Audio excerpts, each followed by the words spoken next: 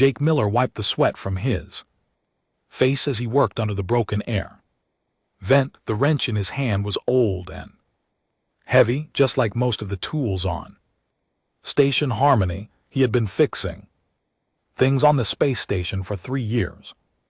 Now, it was not exciting work, but it paid well and kept him busy. Station Harmony was huge. It floated in space between 3 different star systems. Ships came here from all over the galaxy to talk business and make deals. Jake had seen many strange aliens during his time here, but he never talked to them much. He was just the maintenance guy who fixed their broken pipes and lights. Today felt different, though. The whole station buzzed with nervous energy. Zaffiran delegation had arrived 2 days ago, and everyone was acting strange. The Zephyrians were tall, thin aliens with skin that looked like crystal. When light hit them, they sparkled like diamonds. They moved like dancers and spoke in voices that sounded like music. Jake finished tightening the last bolt on the air vent and packed up his tools. He walked down the long hallway toward the diplomatic quarters. His boots made soft sounds on the metal floor. The station was quieter than usual. Most of the regular workers had been told to stay away from the section while the important meetings happened. He turned a corner and almost bumped into Captain Ross Turner. The security captain looked worried and tired. Jake, good timing. Ross said, we need all the vents in Section 7 checked today. The Zephyrians say the air feels wrong in their rooms. Sure thing, Captain, Jake replied. Is everything okay? Everyone seems on edge today. Ross looked around to make sure no one was listening. The trade talks are not going well. Some of the Zephyrians don't want to make any deals with other species. They think it will make them weak. Jake nodded. He did not understand politics, but he knew when people were angry, and angry people sometimes did stupid things. He made his way to Section 7, where the Zephyrian delegation was staying. The hallways here were fancier than the rest of the station. The walls were painted in soft colors, and the lights were dimmed to make everything feel calm. But Jake could sense the tension in the air. As he worked on the first vent, he heard raised voices coming from one of the meeting rooms. The Zephyrians were arguing in their own language. It sounded like wind chimes in a storm. Jake could not understand the words, but he knew anger when he heard it. Suddenly, alarms started blaring throughout the station. Red lights flashed on and off. Jake had heard these alarms before during safety drills, but this was real. His heart started beating faster. Emergency messages played over the speakers. All personnel report to safe zones immediately. This is not a drill. Repeat, this is not a drill. Jake grabbed his tool bag and started running toward the nearest exit, but then he heard something that made him stop. It was a small voice crying. A child was somewhere nearby, and they sounded scared. He followed the sound down a side hallway. The crying got louder. Jake turned another corner and saw something that made him freeze. A small figure was running toward him. It was a Zaffiran, but much smaller than the others he had seen. This one was no bigger than a human child. Behind the small Zephyrian, Jake heard heavy footsteps and shouting. Someone was chasing this little one, and they did not sound friendly. The small Zephyrian saw Jake and ran straight to him. She was clearly female and could not have been more than 7 years old. Her crystal skin was pale with fear, and her large eyes were filled with tears. She grabbed onto Jake's work coveralls and looked up at him with desperate hope. "Help," she whispered in broken English. "Please help." Jake looked down at her and felt something stir in his chest. This was just a scared kid, alien or not. The footsteps behind her were getting closer, and Jake could hear angry voices speaking in Zaffaran. Without thinking, Jake scooped up the little girl and pulled her into a maintenance alcove behind a large power unit. He put his finger to his lips to tell her to be quiet. She nodded and pressed herself against his side. 3 large Zahirian males ran past their hiding spot. They wore dark clothes and carried weapons that Jake had never seen before.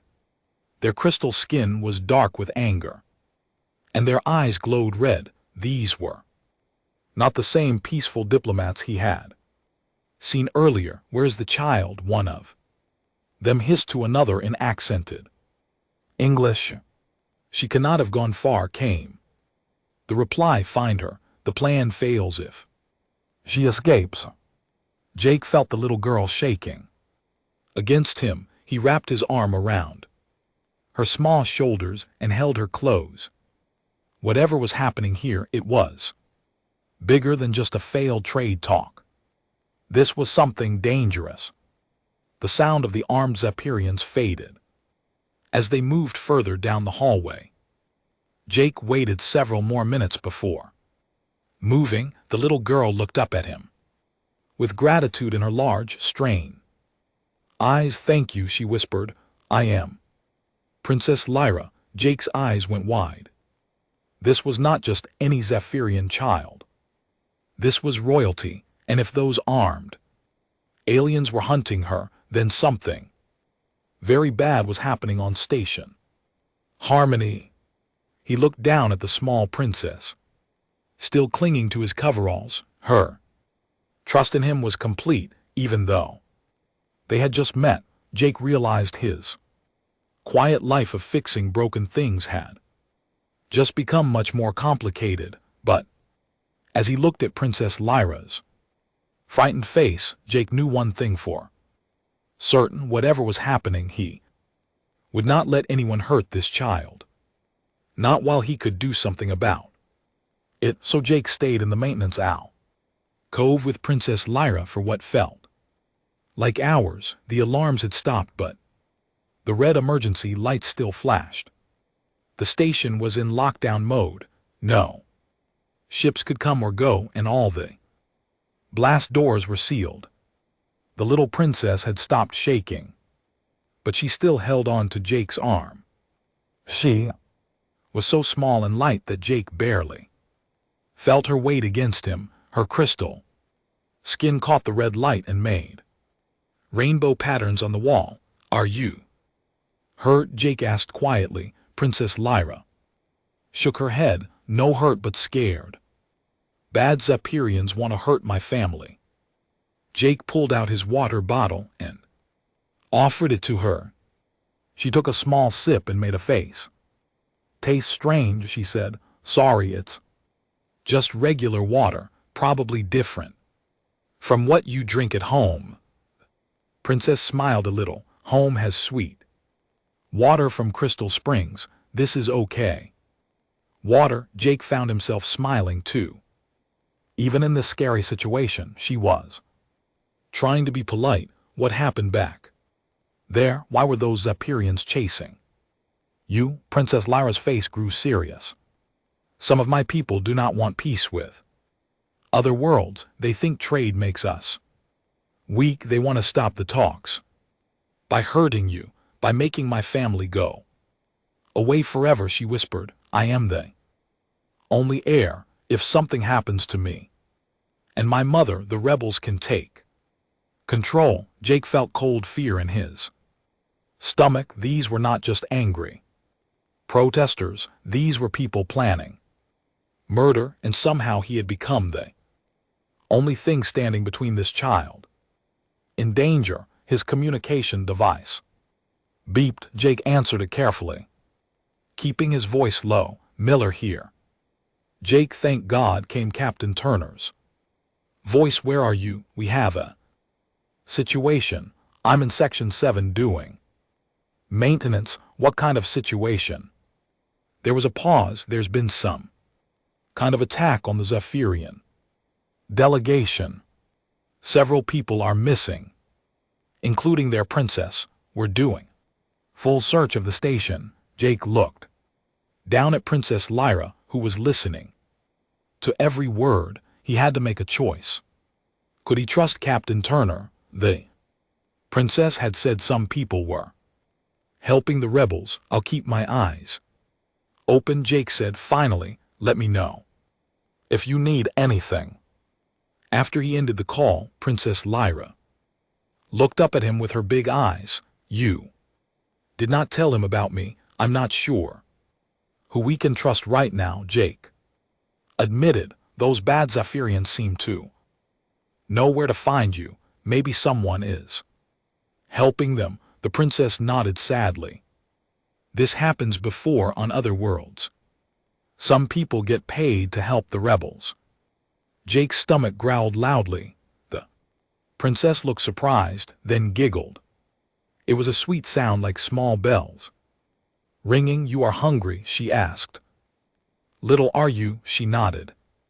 Jake reached into his tool bag and pulled out his lunch. It was just a sandwich and some fruit, but he split it in half. Princess Lyra examined the sandwich carefully before taking a small bite. Her face lit up. This is good. What is it? Turkey and cheese sandwich. Pretty basic human food. I like basic human food, she declared, taking another bite. While they ate, Jake thought about what to do next. They could not stay in this alcove forever. The rebels would eventually search every inch of the station, but where could they go that would be safe? Jake knew the station better than almost anyone. He had crawled through every vent, fixed every pipe, and repaired every light. Maybe he could use that knowledge to keep the princess safe. Princess, I need to move us to a better hiding spot. Are you okay with crawling through some tight spaces? I am small. I can go anywhere you go. Jake smiled at her confidence. Okay, but you have to stay very quiet and do exactly what I say. I promise. Jake opened a maintenance panel near the floor. Behind it was a large air duct that led to the lower levels of the station. He had used these ducts many times to reach broken equipment. Follow me, he whispered, and crawled into the duct. Princess Lyra followed without complaint. The metal duct was cold and dark, but Jake's flashlight showed the way. They crawled for several minutes until they reached a junction where 4 ducts met. Jake stopped and listened. He could hear voices above them. The rebels were still searching. Where are we going? Princess Lyra whispered. Somewhere safer. There's a place where I keep extra tools and supplies. No one else knows about it. They continued crawling until Jake found the right exit panel. He opened it carefully and looked out. They were in the lower maintenance area, far from the diplomatic quarters. This section was usually empty except for Jake and a few other engineers. Jake helped Princess Lyra out of the duct. She brushed dust off her clothes and looked around curiously. The maintenance area was full of pipes, wires, and humming machinery. It's like a puzzle, she said, pointing at all the complex systems. Yeah, sort of. I spend most of my time down here making sure everything works. Jake led her to a small room filled with spare parts and tools. It had a comfortable chair and a small table where he sometimes ate lunch when he worked late. Most importantly, it had its own air supply and could be sealed from the inside. This is my secret hideout, Jake said. We should be safe here for a while. Princess Lyra Sat in the big chair, her feet not quite touching the floor. You are very kind to help me. Most people would be too scared. Most people don't have little sisters, Jake replied without thinking. You have a little sister, Jake nodded. Her name is Amy. She's about your age. Lives back on Earth with my parents. Princess Lyra smiled. You think of me like your sister. I guess I do, and I would never let anyone hurt my sister. The princess reached out and took Jake's hand. Her skin felt cool and smooth, like touching polished stone. Thank you, big brother Jake. Jake felt a warm feeling in his chest. This brave little girl was counting on him. He would not let her down. But even as he made that promise to himself, Jake heard footsteps. In the corridor outside, the rebels were getting closer. Their safe hiding place might not stay safe for very long. He looked at Princess Lyra, who was trying to be brave but could not hide the fear in her eyes. Jake squeezed her hand gently. Don't worry, he said. I'll figure something out. But deep down, Jake wondered if he really could protect her from trained killers who seemed to know the station almost as well as he did. Jake woke up with a start. He had dozed off in his chair while Princess Lyra slept curled up on a pile of soft material he used for equipment padding. The little girl looked peaceful, but Jake's heart was racing. Something had woken him up. Then he heard it again. Footsteps in the main corridor, moving slowly and carefully. Someone was searching this area. Jake gently shook Princess Lyra awake. She opened her eyes and immediately understood the danger. She did not make a sound, just nodded to show she was ready. Stay behind me, Jake whispered. He crept to the door and listened. The footsteps were closer now. Jake could hear at least 3 different people walking around. They were opening doors and checking rooms one by one. Jake's mind raced. There was another way out of this room, through a service tunnel that led to the waste processing area. It would not be pleasant, but it might be their only chance. Princess, we need to leave. Can you crawl through another tunnel? Yes, she whispered. Back. Jake opened a panel in the floor. The smell that came up was not good, but it was not dangerous. This tunnel carried waste water to the processing plant, but it was big enough for them to crawl through without touching the water. They started crawling just as Jake heard the footsteps reach their corridor. His heart pounded as he led Princess Lyra through the smelly darkness. Behind them, he could hear doors being opened and searched. After 10 minutes of crawling, they reached another exit point. Jake opened the panel carefully and looked out. They were in the waste processing area, which was always empty. During the day shift, the machinery here was loud, which would help cover any noise they made. Jake helped Princess Lyra out of the tunnel. She wrinkled her nose at the smell but did not complain. You are very brave, Jake told her. My mother says princesses must be brave, even when they are scared. Jake smiled. At that, this kid had more courage than most adults he knew. His communication device beeped again. Jake hesitated, then answered it. Miller here. Jake, it's Dr. Lisa Park from the medical bay. I need to see you right away. It's important. Jake knew Dr. Park well. She had treated him when he hurt his hand fixing a broken generator last year. But could he trust her? I'm kind of busy right now. Doc, Jake, I know about the princess.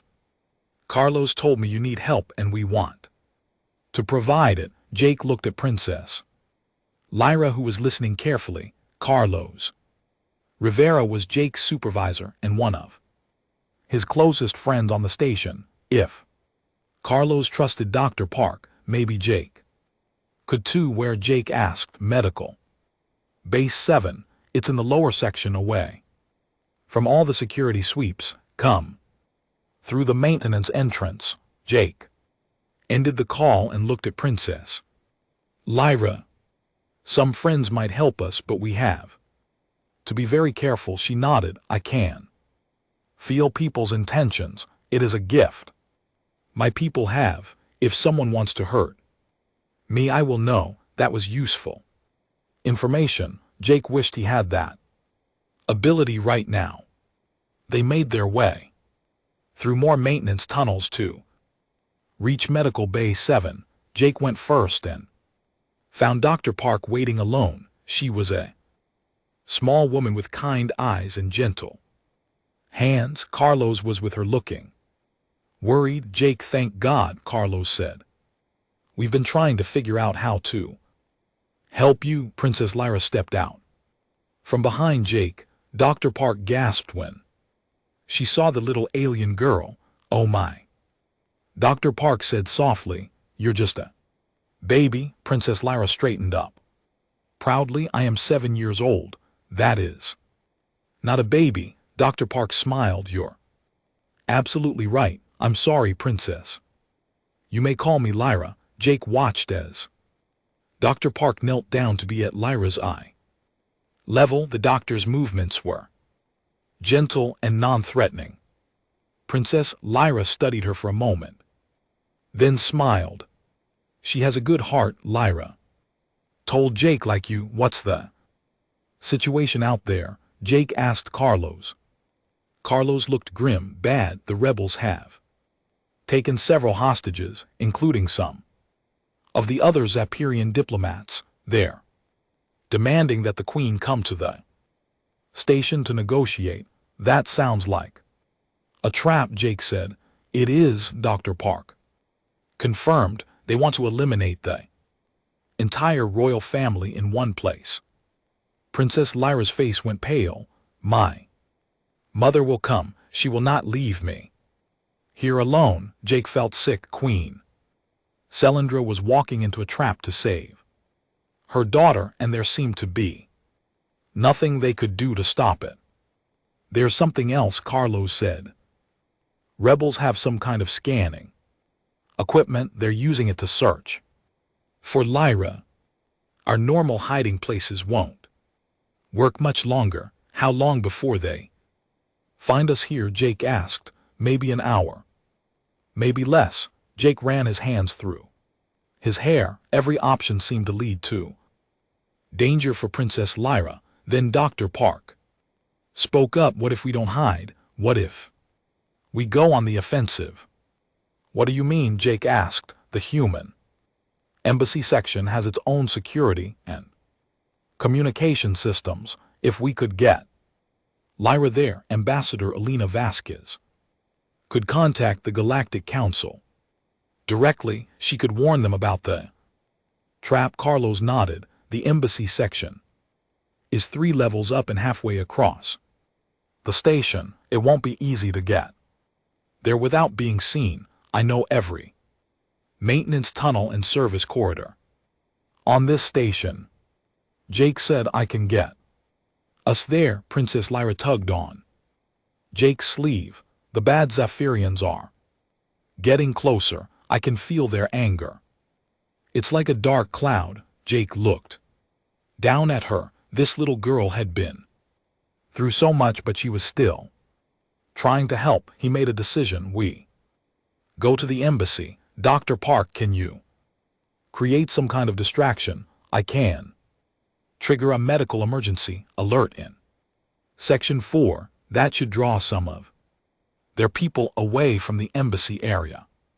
Carlos, I need you to monitor the security channels. Let us know if anyone gets too close to our route. Carlos nodded. Be careful, my friend. These rebels are not playing games. Jake knelt down next to Princess Lyra, ready for another adventure, took his hand and squeezed it. Ready, big brother Jake?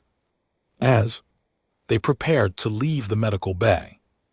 Jake hoped he was making the right choice, but looking at Princess Lyra's trusting face, he knew he had to try. This brave little girl deserved better than hiding in the shadows while killers hunted her. They were going to the human embassy, where hopefully someone could help them save not just Princess Lyra, but her mother as well. The journey to the human embassy was the longest hour of Jake's life. He led Princess Lyra through maintenance tunnels he had not used in months, crawling through spaces barely big enough for his shoulders. The little princess followed without complaint, even when they had to squeeze past hot steam pipes or climb over electrical systems. Twice they had to stop and wait while armed rebels passed nearby. Princess Lyra would grab Jake's hand and whisper bad feelings when the rebels got close. Her ability to sense people's emotions was keeping them alive. Finally, they reached the access tunnel that led to the human embassy level. Jake opened the panel carefully and looked out. The corridor was empty, but he could see security cameras mounted on the walls. Those cameras will see us, Jake said. Can you break them? Princess Lyra asked. Jake shook his head. If I break them, someone will notice and come to fix them. We need another way. Princess Lyra thought for a moment. What if you were supposed to be here, like doing your job? Jake smiled. The kid was smart. He pulled out his work order tablet and created a fake repair job for this level. If anyone asked, he was here to fix a broken light. They walked casually down the corridor. Jake carried his tool bag and acted like he belonged there. Princess Lyra stayed close to his side, trying to look like she was supposed to be with him. They were almost to the embassy entrance when Jake heard a voice behind them. Stop right there. Jake turned around. Slowly, a tall Zephyrian male stood at the end of the corridor. This one was different from the others Jake had seen. He wore military-style clothes and carried weapons that looked very advanced. His crystal skin was dark red, with anger, and his eyes glowed like fire. Commander Zethar, Princess Lyra whispered. Jake could feel her trembling. Well, the commander said in perfect English. The little princess and her human pet. You have caused us much trouble, child. Jake stepped in front of Princess Lyra. She's just a kid. Leave her alone. Commander Zethar laughed, but it was not a happy sound. Just a kid. She is the key to everything. Without her, the old ways die, and we become weak like the other species. The old ways that include murdering children? Jake asked. The commander's eyes flared brighter. You do not understand our culture, human. Some sacrifices must be made for the greater good. Princess Lyra stepped out from behind Jake. Despite her fear, she stood up straight and spoke in a clear voice. You are wrong, Zethar. The old ways teach us to protect the innocent, not harm them. You have forgotten what it means to be Zahirian. I have forgotten nothing, little princess. It is you who has been corrupted by alien influence. Jake watched as more armed rebels appeared at both ends of the corridor. They were trapped, but Jake noticed something interesting. The rebels seemed hesitant to get too close to Princess Lyra when she was speaking with authority. You want to talk about corruption? Jake said loudly. You're the ones working with traitors and killing your own people. That sounds pretty corrupt to me. Several of the rebel soldiers shifted uncomfortably. Jake realized that not all of them were completely convinced by their commander's cause.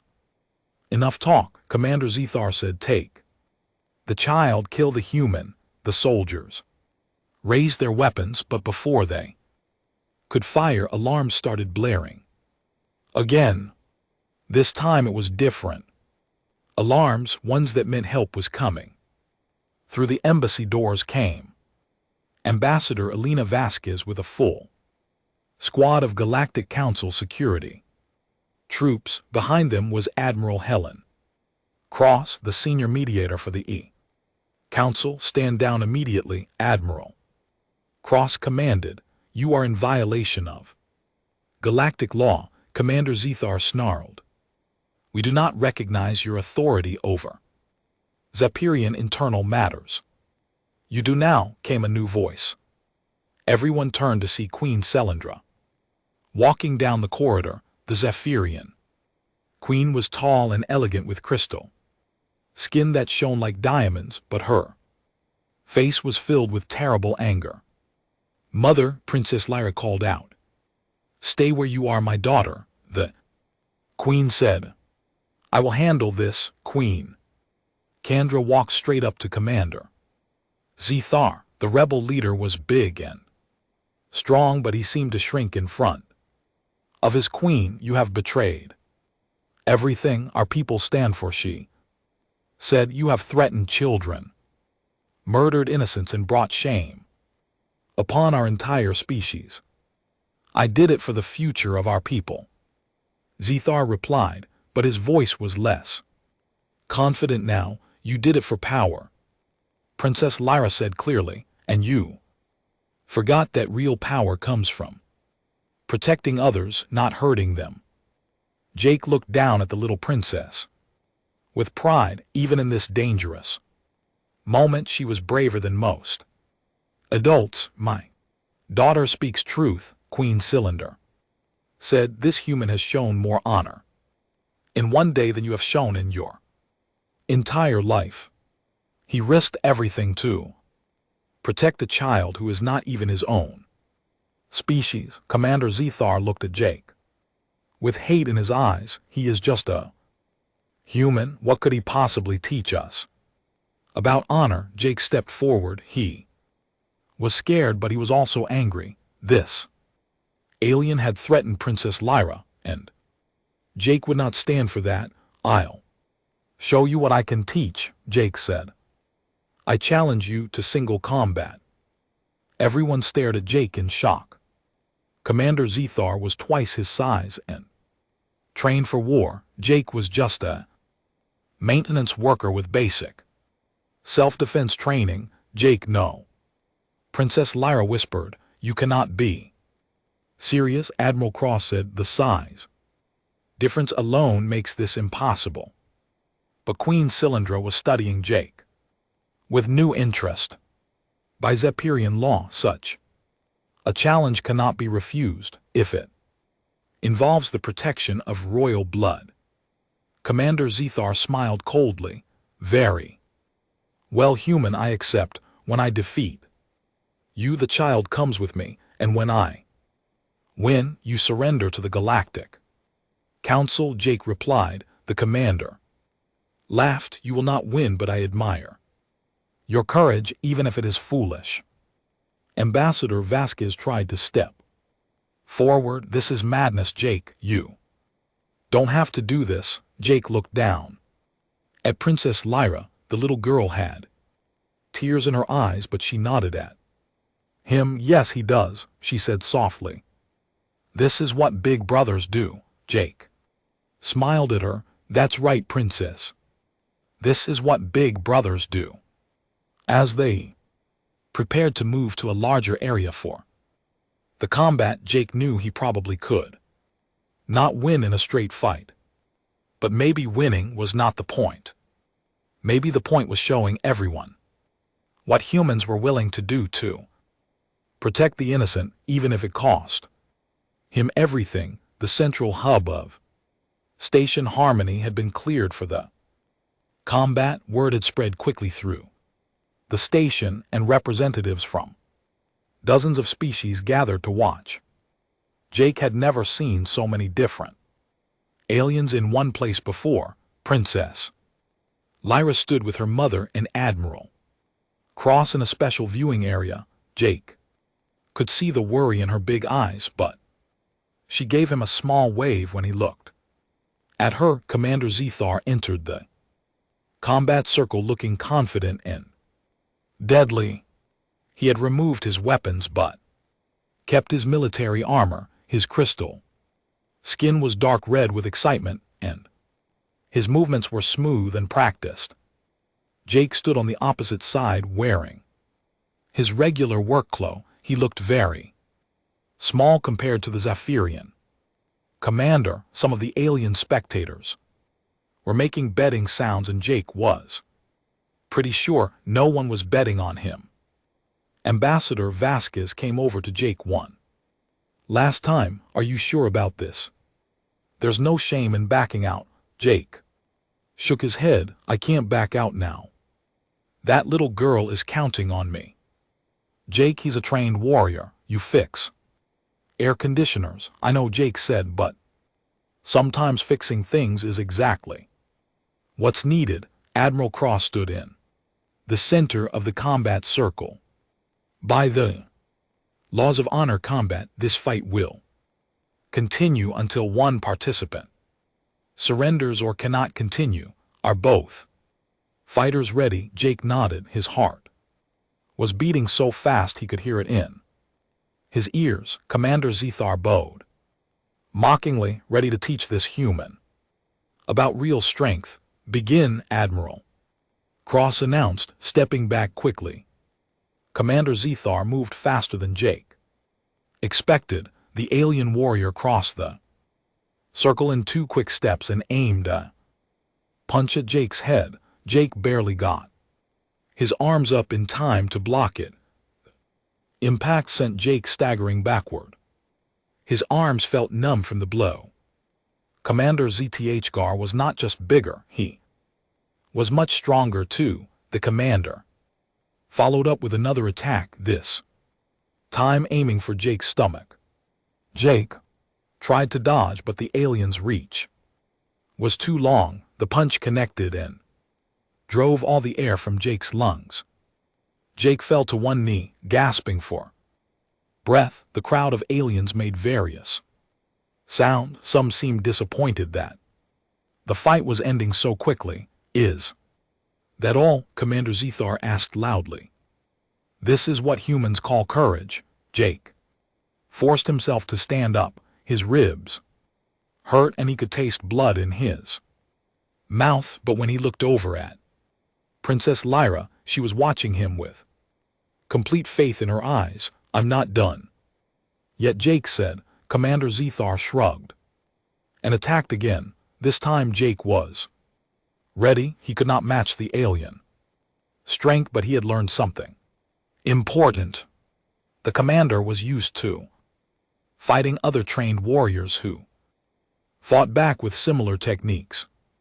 Instead of trying to block or dodge, Jake did something unexpected. He stepped directly into the commander's attack and grabbed onto the alien's armor. The punch still hit him, but now Jake was too close for the commander to use his full strength. Jake wrapped his arms around the commander's waist and held on tight. It was not elegant or impressive, but it stopped the alien from throwing more punches. Commander Zethar tried to shake Jake off, but the human's grip was stubborn. Jake had spent years lifting heavy equipment and crawling through tight spaces. His hands were strong from years of manual work.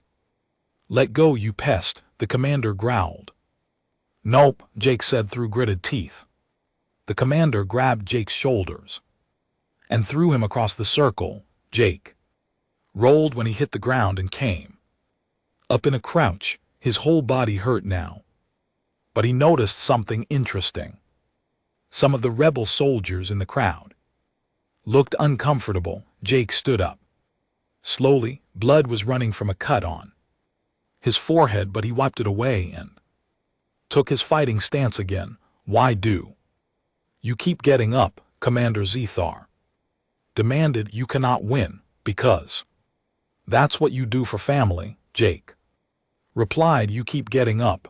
This time when the commander attacked, Jake tried a different approach. Instead of trying to fight like a warrior, he fought like what he was, a maintenance worker who solved problems. When Commander Zethar threw a punch, Jake grabbed the alien's wrist and twisted. It was a move he had learned when removing stuck bolts. Use lever. Instead of strength, the commander stumbled, surprised by the unexpected technique. Jake followed up by sweeping the commander's leg. It was not a combat move, it was the same motion he used to clear debris from under machinery. Commander Zethar fell hard, his armor clanging against the floor. The crowd of aliens made surprised noises. Several of the rebel soldiers were now looking at each other uncertainly. Commander Zethar got up quickly, his face dark with anger. Enough games, he rushed at Jake with both fists raised. Jake knew he could not dodge this attack. Commander was too fast and too strong. But Jake also knew he did not need to win this fight, he just needed to not give up. Jake planted his feet and prepared to take the hit, but just before the commander reached him, Princess Lyra's voice rang out across the hub. Stop! Everyone turned to look at the little princess. She had broken away from her mother and was walking toward the combat circle. Princess, stay back, Admiral Cross called, but Princess Lyra ignored him. She walked straight up to Commander Zthgar and looked up at him with her big, serious eyes. Look at him, she said, pointing at Jake. Look at what he is willing to do for someone who is not even his own species. Commander Zthgar looked down at the small princess, confusion replacing anger on his face. He is not the strongest or the fastest, Princess Lyra continued, but he has something you have forgotten. He has honor. Jake was leaning against the wall, breathing hard and bleeding from several cuts, but when Princess Lyra looked at him, he managed to smile. This human has shown me what it truly means to be strong, Princess Lyra said, her voice carrying across the silent hub. Real strength is not about hurting others. Real strength is about protecting them, even when it's hard. Some of the rebel soldiers were nodding. Now, Jake could see doubt in their eyes as they looked at their commander, Queen Selindra stepped into the circle. My daughter speaks wisdom beyond her years, Commander Zethar. Do you still claim that violence is the way to preserve our culture? Commander Zethar looked around the circle. His own soldiers were no longer meeting his eyes. The representatives from other species were watching him with disgust. Even some of the Zaparian civilians in the crowd were shaking their heads. The commander started, then stopped. Princess Lyra walked over to Jake and took his hand. Thank you, big brother. Jake, you did not need to win, you just needed to show everyone what humans are really like. Jake knelt down so he was at her eye level. And what are humans really like? Brave and kind and stubborn, she said with a giggle. Very, very stubborn. Commander Zethar looked at Jake and Princess Lyra standing together. The sight of the small alien child holding hands with the battered human seemed to break something inside him. I surrender, he said quietly. The hub erupted in cheers from the crowd. Admiral Cross immediately ordered the arrest of Commander Zthgar and his remaining followers. Queen Candor approached Jake as medical personnel checked his injuries. You have shown honor that transcends species. Jake Miller, I name you soul guardian to my daughter, a bond that makes you family in the eyes of all. Zapirians, Jake looked at Princess Lyra, who was beaming with pride. Does that mean I'm officially your big brother? Now, forever and always, she said, hugging his arm carefully to avoid bruises. Later, as Jake sat in the medical bay getting his cuts treated, Captain Turner came to visit the trade.